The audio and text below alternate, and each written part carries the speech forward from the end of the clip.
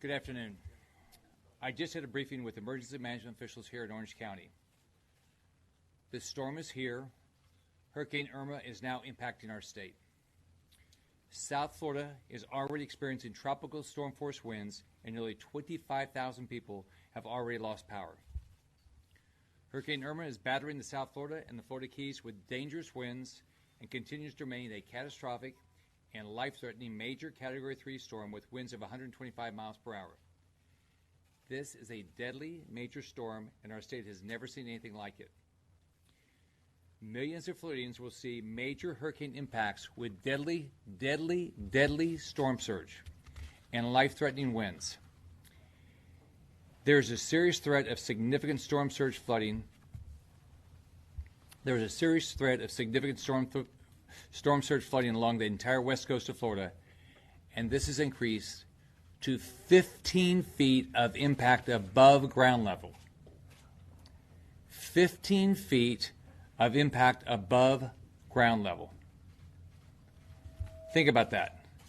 15 feet is devastating and will cover your house. In the Tampa Bay area, the surge is forecasted to be 5 to 8 feet. Think about that. The typical first story is 7 to 10 feet, 5 to 8 feet. This is a life-threatening situation. Remember, the storm surge comes after the wind. Do not think the storm is over when the wind slows down. Local officials will let you know when it's safe. The storm surge will rush in and it could kill you. Here in Orange County, you're under a hurricane warning, and we'll see dangerous and life-threatening wind and torrential rainfall of more than a foot. The rainfall has already started in this area, and the wind will begin tonight. We could also see tornadoes. Please take action to keep your family safe and shelter in place or find shelter now. There is a mandatory evacuation order for mobile homes in Orange County. If you have been ordered to evacuate anywhere in the state, you need to leave right now. Not tonight, not in an hour, now. You are running out of time to make a decision. Evacuations are in place across the state. More than 6.3 million Floridians have been ordered to evacuate. You need to listen to local evacuation orders. I'm a dad and I'm a grandfather. I love my family more than anything, and I cannot imagine life without them. Do not put your life or your family's life at risk. Right now is the right time to do the right thing for your family. School buses are aiding in evacuations. Please take advantage of this service. If you need to leave and are unable to do so for any reason at all, call 1-800-342-3557. I'm sorry, 1-800-342-3557, and we will do everything possible to get you out. Protecting life is our absolute top priority. There will be no resource, there will be no expense that will be spared to protect lives. I urge everyone to check on your neighbors, families, and friends. If you know someone who is not evacuating and should, please contact them and make sure they have a plan to get to safety. But you can't wait to get out. You can't wait until the storm's here. You've got to do it now. Possessions can be replaced. Your house can be replaced. You and your family cannot be replaced. Shelters. We have been working with counties across the state to ensure there are enough shelters. Currently, there are more than 320 shelters open across every county in the path of the storm, and more are opening today. More than 54,000 Floridians have already taken shelter, and there's still room for more. If you have a building and emergency officials ask you to open a shelter, please comply. You will save somebody's life. This is so important to families seeking safety. Everyone in Florida needs to find a safe place to go. Traffic. Evacuation routes are moving, and we have stopped the shoulder driving on I-75 from Wildwood to the Georgia line because traffic is moving. If there's a need to reopen this, FDOT and Highway Safety will do so immediately. Evacuations are not meant to be convenient. They are meant to keep you safe. Check real-time traffic information and evacuation routes at fl511.com. Fuel.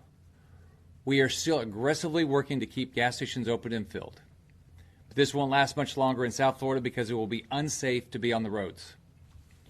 While all the fuel ports in Florida are now closed for safety as Irma impacts our state, following the storm, state troopers will resume escorting fuel supply trucks directly to gas stations across the state. I waived Florida motor fuel import tax for 5 days to help bring more fuel to our state for storm response and recovery. This will make our efforts to bring more fuel into our state it'll help us bring more fuel from other states, neighboring states after the storm. We know fuel is important. We're doing everything we can to get more fuel in the state. Florida's prepared. Every single Florida Guardsman that can be deployed has already been deployed to prepare and respond to this storm across the state. We have so many members of our law enforcement that are putting their lives at risk to help Floridians get to a safe place, and they will not stop until it is no longer safe. We cannot thank our Guardsmen, we can't thank our law enforcement, we can't thank any of our first responders enough because they're putting themselves at risk to take care of everybody else. Utility providers, they're actively pre-positioning resources throughout the state and in neighboring states. We all know the importance of getting power back on. We will work aggressively with our utilities to make sure it gets back on as quickly as we can. I want to be clear. We are under a state of emergency.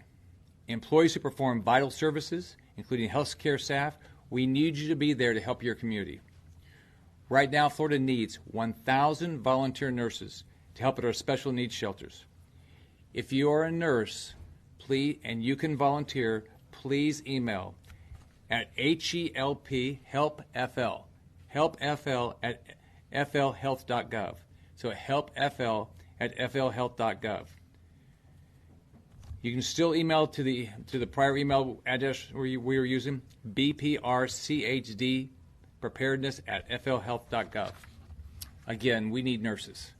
We need nurses for our special needs shelters.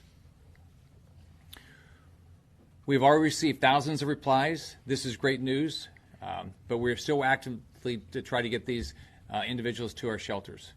We're also going to continue to need volunteers before and after the storm. So many people across the country and across the world have called to offer their prayers and support. I want to thank the governors of the other states that provided every resource we've asked for. I know the entire country is behind us.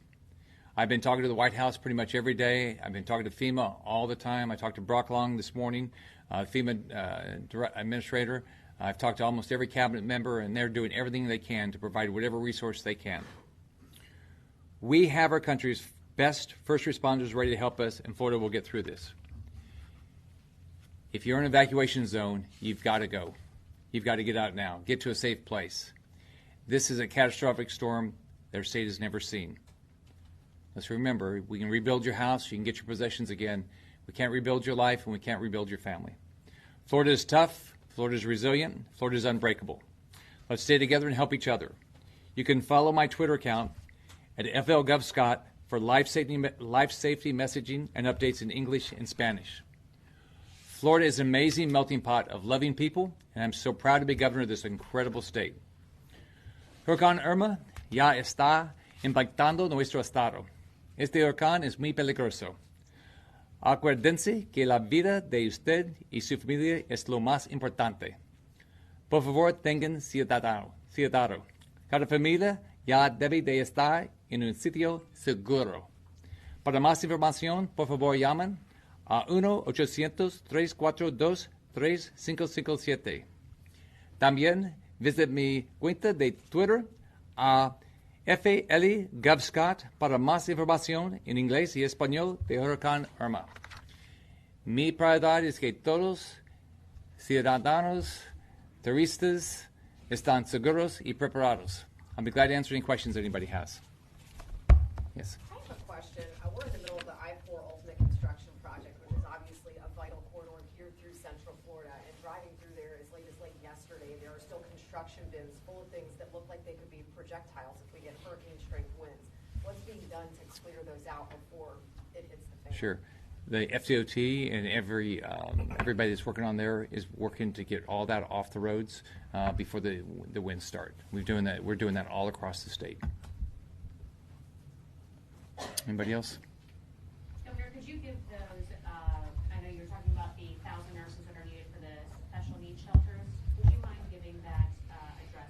It's flhelp at flhealth.gov. Let me just make sure. Yeah, it's .gov. Yeah, no, I'm sorry. HelpFL at flhealth.gov. Thanks, sir. Yeah, HelpFL. Yeah. Governor, speaking about those nurses, can you just kind of explain why we need that many nurses? We have had an unbelievable turnout of special needs individuals coming to our special needs shelters, and I mean it started immediately when I guess it was probably Tuesday morning when I started the messaging, and we started talking about where we're going to open up special needs shelters. The amount of individuals that signed up it's a significant number of individuals. We have a lot of volunteers. I asked for 17,000 volunteers. We have 17,000 volunteers. We're going to need more because this is going to be a devastating storm. But we need nurses at the special needs shelters. So that's why. And looking at the state, I know South Florida is expecting to get the brunt of this. When you look at Central Florida, what are you most worried about? I mean, we're going to get rain, but it's the wind damage. If you go back and look at Charlie, the impact of Charlie, I mean, people think if you're on the coast, it doesn't impact you, but just the wind damage that can come across here. And let's all remember, when I was in the hospital business back when Andrew hit 25 years ago, I evacuated hospitals where I thought it was going to hit. It turned south. It turned south into a hospital I evacuated patients to, and we had to hand vet patients for 10 hours. All the windows blew in. You look at Charlie. Charlie was supposed to come further north, and it changed at the last, both of them, I guess, probably in the last half hour or so. This storm can change. And so everybody's got to understand. You've got to constantly watch this. We have constant updates. The National Hurricane Center gives us really good updates at 11 and 5, and they give updates on top of that. But this is now it's here. We're already seeing the winds in the Keys. I mean, I'm so concerned about what's going to happen in the Keys. How many people might not have evacuated? I mean, if we have 10 to 15 foot above land, all right, not above high tide. I mean, that's devastating. I don't know how you survive that. That's why I'm telling everybody, if you're in an evacuation zone, there is no reason you should try to ride this out. I mean, I love my family. I want to be with my family the rest of my life. When and if will you open more shelters? We're continuing to open more shelters. We have they have the 320 now. We're constantly opening up shelters. We're tracking by county where we need the shelters. But we just had, as an example, Charlotte County, as they had increased their evacuation zones, we had to shut shelters down there and try to move those, and we're moving those individuals north. Because until I guess last night or this morning, I guess it was this morning, they didn't think it was going to go as far inland there. But Charlotte County is very low. Charlie just creamed it, if you remember. Governor, what would you say to those folks who've been watching the path and have seen it turn and take that sharp westward movement, that are on the East Coast, that are thinking, maybe I don't need to evacuate now, I might be at the beach, but it's hitting the other coast? Why take a chance? I mean, you shouldn't take a chance. Let's remember, it can turn back just as fast as it turned this way. I mean, there's no, it's what they believe the track is going to be. But just remember, yesterday the track was a little further east, and the day before was a little further east, and so these things move. And so I don't want anybody to take any risk. We're doing everything we can. We have shelters you can go to, but just don't take a risk with your life. I mean, there's people that love you, and so just don't take a risk with your life. Don't take a chance. If this thing, I mean, look at it. If this thing turned east and not that far, it has a much bigger impact on the East Coast, even than what we have. But we're still getting storm surge on the East Coast. It's not as bad as it's going to be on the West. But I mean, the West Coast. I mean, this down where I live, 10 to 15 foot of storm surge above ground. I mean, it's devastating. All right. Thanks, everybody.